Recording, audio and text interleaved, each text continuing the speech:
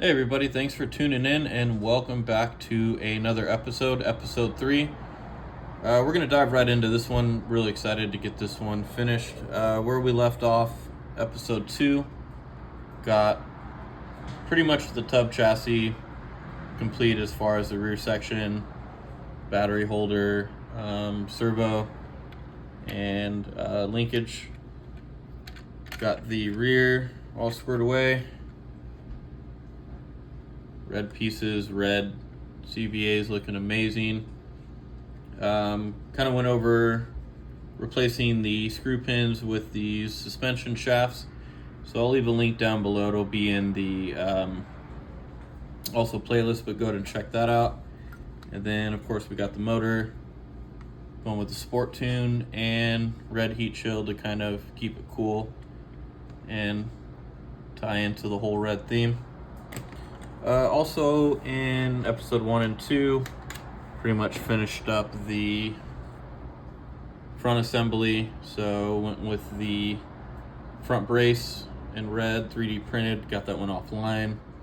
And then some more nice red pieces, spindles, arms. Again, replaced pretty much all the suspension pins on it with the exception of these, just because the screw pin will kind of hold those front shock mounts on. So a lot of plastic to bite into, not really an issue. But yeah, like I said, really excited to get this one completed and a rolling chassis. So we're gonna jump into that front suspension shock.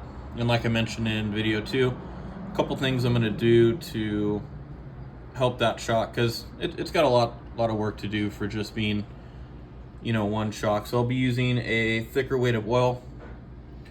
This is a 70 weight, so I'll be using that. I believe it calls for the 2-piston, which I agree with, so I'll be going with the 2-piston shock valve in there. And then I'll show you guys what I'll do, but I'm actually going to add a little internal shim or stopper on the shock, if you want to call it that. So online, I've seen, especially like RC Driver and some other videos have mentioned it. And I saw this pretty much on the Hot Shot too. But basically what happens is there's a little bit excessive drop in the front end. So it actually causes the dog bones to bind in there. And it makes it a little bit harder to steer. You'll kind of get unnecessary wear on the dog bones. So I'm going to add that little spacer, which is going to stop it from underextending and then overextending too much. And again, it's just this little plastic piece, little extra spacer that I have left over from some other builds. So I'll be doing that. You can also use, like, the kits come with like extra O-rings. You can use a couple O-rings, double them up. That's what I did on the Hot Shot 2. But I like these. These are nice to have for replacements and spacers or whatever you want to use them for. So this will work just as good. So I'll show you guys that when I assemble it. But super excited to get this one into a rolling chassis and completed. So we'll jump into a time lapse. I'll get that shock assembled, and then I'll update you guys with that when it's almost done.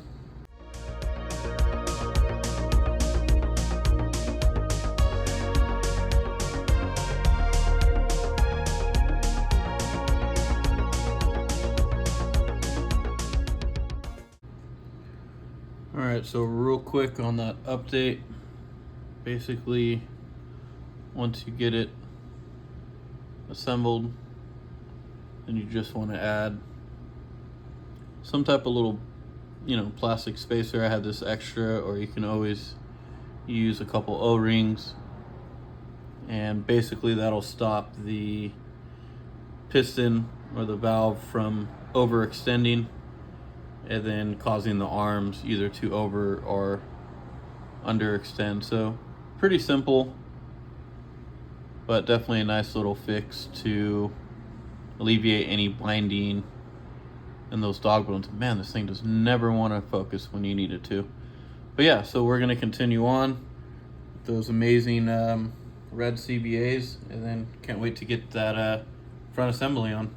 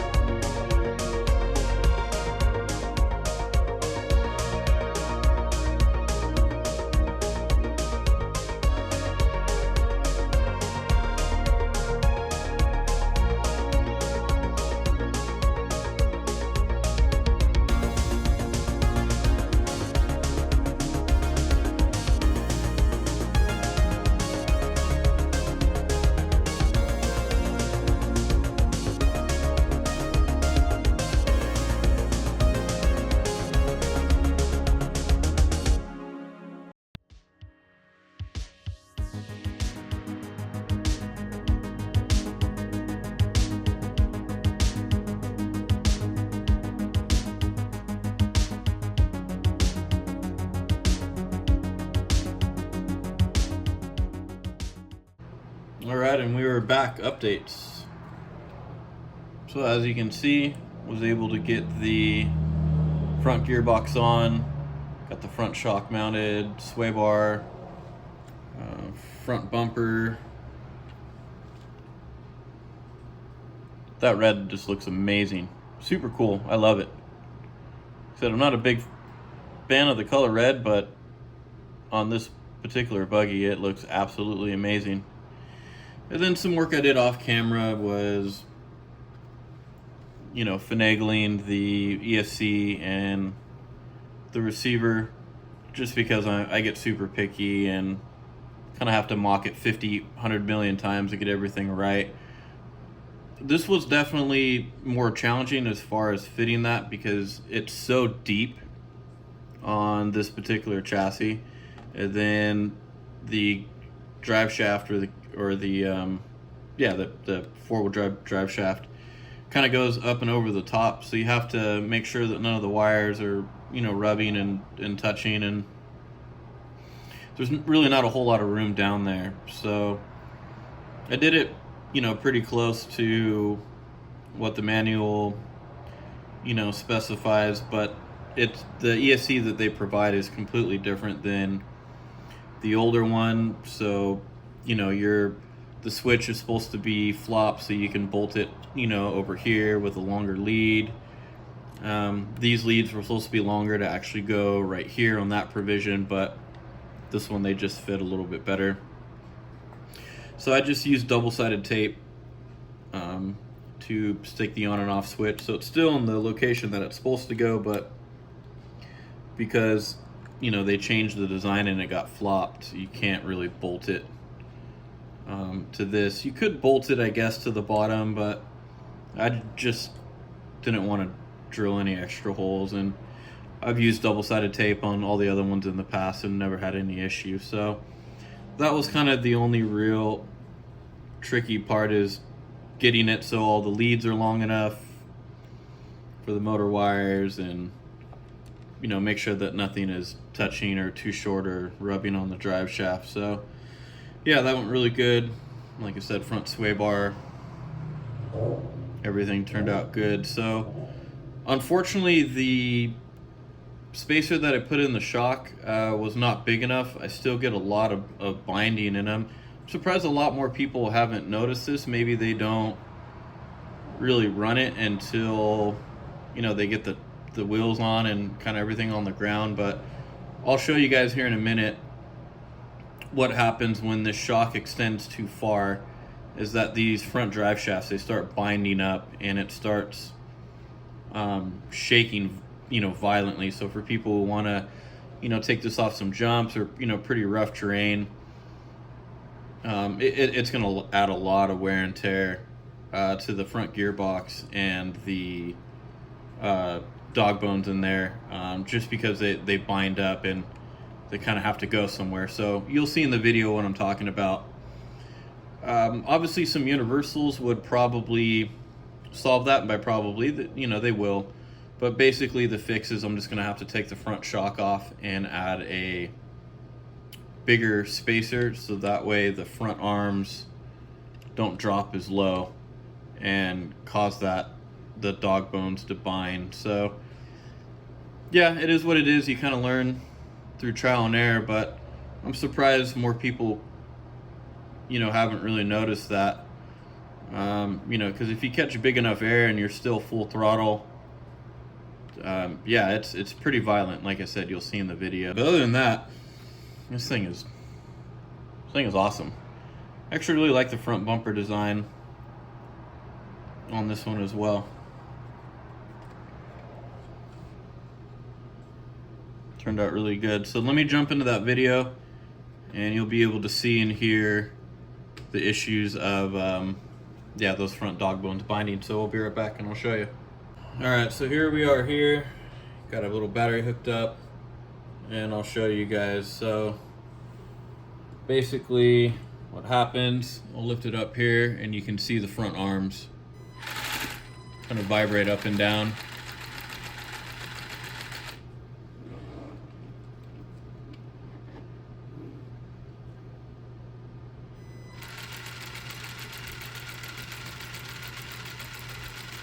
So yeah, basically that's just the dog bones binding and causing kind of that up and down movement. And you'll see if I compress them a little bit, like I do here. I just squeeze the front shock. You'll see it goes away. If I let go, see the whole thing vibrates. Compress it, goes away. Let go. Compress it, goes away, and it doesn't sound very good at all. So yeah, that's the issue, unfortunately, when those arms extend down too low. So I'm gonna I won't do it off, or I won't do it on camera because you've kind of already seen it, but yeah, I'm just gonna have to take a real quick break, take the front shock off, and then add a bigger spacer, and then put everything back together and see how it feels. So I know it'll fix it. Like I said, I just didn't add a big enough spacer. So I'm gonna get that knocked out and then I'll be back to give you guys an update. All right, so we are back. Got more work done. So I got that cover on. I decided to leave it clear. I don't know why I like looking at everything, but yeah, I had to cut that out. So I got that mounted and got the wheels on and mounted. Man, they turned out great. Like I was saying, it kind of has like a it's like a bed liner, kind of like a textured look to it. A little bit of flake in there, but yeah, they turned out super rad. And like I was saying, I think these deserved kind of the box art, you know, silver or metallic rims. I think they just go with the red and the black really, really well. So update, I did take off the shock and I put the bigger spacer in, and it did fix a little bit of it, but unfortunately because this thing is limited on steering to begin with, so if I give it full radius of steering, that's when the dog bones are now starting to bind. So they don't bind as much. It's like very, very minimal now when there's no compression on the front shock. but it's when I go to fully turn, or allow the controller or the servo to turn its full radius, then I get a clicking or some binding. So what I ended up doing, did a little bit of homework, did a little bit of research. It's the front dog bones off of either the Hot Shot 2, the re-released 2024 version, or the front dog bones off the Hot Shot 2 Blockhead edition, or the Super Shot. So they all use kind of the updated, thicker, lighter dog bones, but they're a little bit shorter. So I'll throw an image up here of the part number, but that's what I ended up ordering. So I ordered them for both this particular kit and the Super Sabre, since the Super Sabre has the same steering geometry and kind of that side that looks like a rack and pinion. And I looked at the manual and all the parts are identical. So yeah, those won't be here for a little bit, so I'll end up finishing the buggy, and then I'll probably make a quick video to swap those out. But yeah, I just want to give you guys an update on that one. Got the driver all squared away. I think he's looking super cool. Pretty simple, which is not an issue for me. I ended up going almost box art. So kind of the box art, it's funny, it has him pretty much all white, with like some black inserts inside of his helmet, and then some brown gloves. But this driver is kind of one of the chopped off drivers. He has no arms. So everything online shows him with the yellow helmet. I just didn't think the yellow would go too good, so I ended up doing the color is this one, gloss turquoise. So I don't know, I think that gives a really good contrast. But yeah, I got that one on, and then got the body all prepped. So this is one of the ones that are pre-cut, which definitely don't have an issue with. And it's like a two-piece design, so you have to bolt this back section on. But yeah, look at that rear end. That is super cool. Like I said, it reminds me of like a Lambo or the Jaguar. Was it XJ220? But yeah, super cool, kind of futuristic jet fighter 80s looking body. Super rad. So pretty much all that's left is to get the decals on. So with the miracle of video editing, I guess I'll snap my fingers and decals be on and she'll be done. So here we go. And just like that, here we are, all completed and done. Super fun build, really happy with it. I think it turned out awesome. Like I said, just a classic 80s kind of iconic looking Tamiya buggy, in my opinion. So yeah, no real shocks or surprises. Turned out really good. Obviously, pretty stock as far as box art. I think it looks great. Doesn't really need a whole lot, though. If I were to ever change the color, I also think it looks pretty rad in black. I think there was a kit that they released, like a ready to run kit, and I believe it was black, or I've seen some people paint it black. But yeah, other than that, just super iconic with the looks and the red CBA and shocks. But yeah, so I did the like I mentioned in some of my other build videos. They'll be down in the description if you guys want to check them out, build 1 and build 2. But I went with the kind of silver rims, but with the spray that I used, it kind of added like a little bit of texture and a little bit of like metallic and sparkle to it. So I think it turned out really good, and I just don't think that it looks good in white, which is the standard white wheels. That rear end or the back end is just kind of my favorite angle of the buggy with the open wing in there, and just the super big tires in the rear, and it just looks really aggressive with all the red accents on the black chassis and body. So hold tight here, we'll wait for this fire, ambulance, whatever it is. Figures right when I'm filming, right? Anywho, so yeah, went with the turquoise helmet, and it's one of those drivers. His torso and his arms are cut off, but still looks pretty good in there. And it's funny, like I mentioned, you know, the box art shows him with a white helmet and all that good stuff, but a lot of what's on the you know, manual and online shows him with a yellow helmet. And like I said, I just didn't think it would look too good in yellow. But I did want to show this. So these are all of the parts that I used to swap out the screw pins. So one of these, or a set of these, that's the part number there. Tamiya suspension shafts. And then these HPI ones worked out great, so I'll more than likely use them in the future. But you need 3 of these, and that's the part number 101, 303. So 3 sets of those. And then I do got a battery hooked in here. And yeah, not only, like you saw, limiting the compression drop of the front shock to make sure that the front arms don't hang down too low, which will cause binding and kind of erratic steering.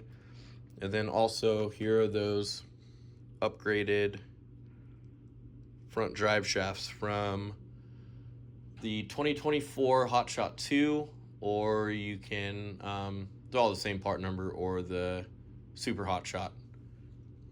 So they kind of use all of the same part number. And like I mentioned, I got a set of these also for the Boomerang, since pretty much everything is identical. So I'll throw a picture up here, but here somewhere.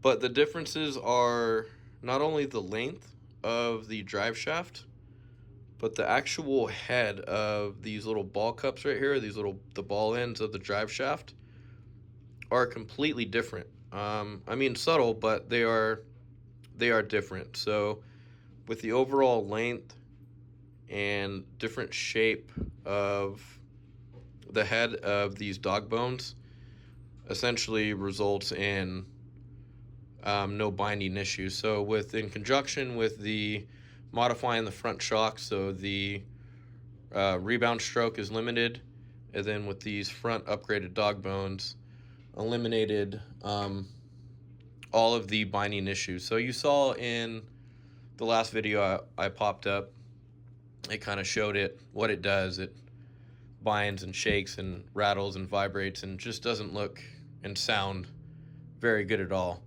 So I'll get this turned on here real quick, and I'll show you the after effects. And I think with those subtle little differences and upgrades, I would say this is definitely now the best driving of the Hotshot family. So I'll pick it up here and kind of show you guys. But yes, as you can see,